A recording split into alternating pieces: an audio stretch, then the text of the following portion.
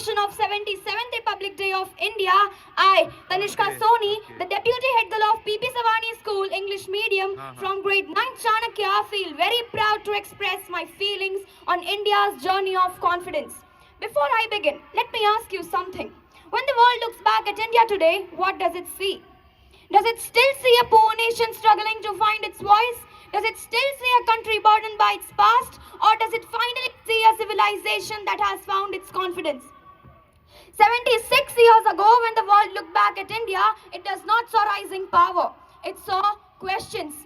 Could a poor nation survive democracy? Could diversity remain united? Could a wounded civilization stand on its own feet? Today, as we stand together on this proud occasion of 77th Republic Day of India, we are no longer answering those questions. We are defining the answers. On 26th January 1950, India gave herself a constitution. Not borrowed confidence, not imposed authority, but self-belief written in law. That day, the people of India declared to the world that we will govern ourselves, we will correct ourselves, and we will rise by our own strengths. But to truly understand the confidence we see today, we must pause and remind ourselves that where did we begin? How did we start? When India became free in 1947, we did not inherit prosperity, we inherited poverty. We did not inherit opportunities, we inherited obstacles. Literacy rate was just 16%. Nearly 90% of Indians lived below the poverty line. Life expectancy was merely 27 years. Maternal and infant mortality rates were among highest in the world.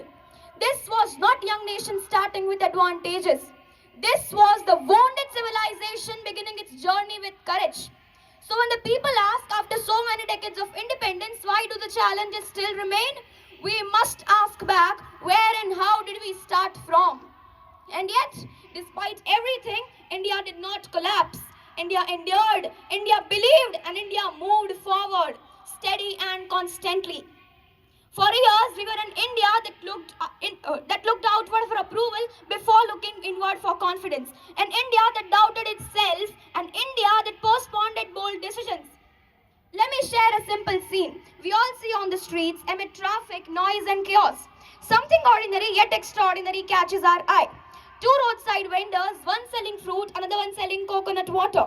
Nothing is unusual until we notice how the business was being done. Both had QR codes. Every customer paid digitally.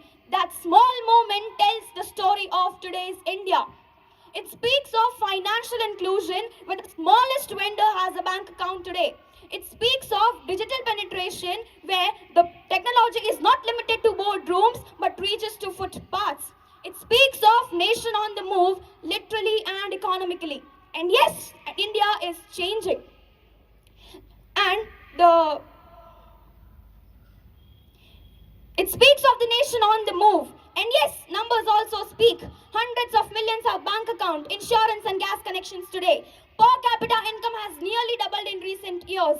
These are not just welfare schemes alone. These are the tools that give dignity, choice and confidence.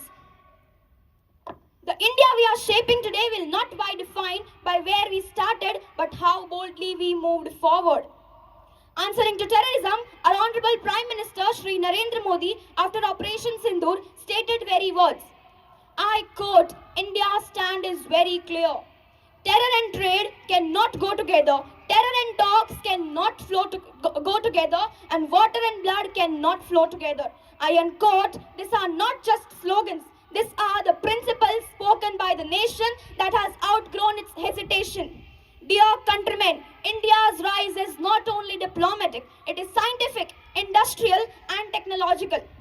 Today, India is the second largest producer of mobile phones in the world, exporting over $30 billion annually, a 130 times growth in a decade. Indian scientists at ISRO have developed indigenous semiconductor chips. India exports medicines to over 100 countries and invests heavily in medical devices. India exports toys to over 150 countries. Nearly 65% of defense equipment are now made in India. This is not just development. This is not just overnight success. This is the belief in Indian capability. ये आज़ादी यूं ही ही आसान नहीं थी, यह आज़ादी यूं ही आसान नहीं थी, ये इमारत किसी एक ईंट से बनी नहीं थी। ये आज़ादी यूं ही आसान नहीं थी, ये इमारत किसी भी एक ईंट से बनी नहीं थी।